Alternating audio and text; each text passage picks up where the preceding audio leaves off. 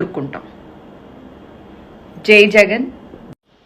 ఈ వీడియోలో నేను కొట్టాలి చంపాలి అని నేను మాట్లాడింది ఓన్లీ కృష్ణుడు స్టోరీ వరకే.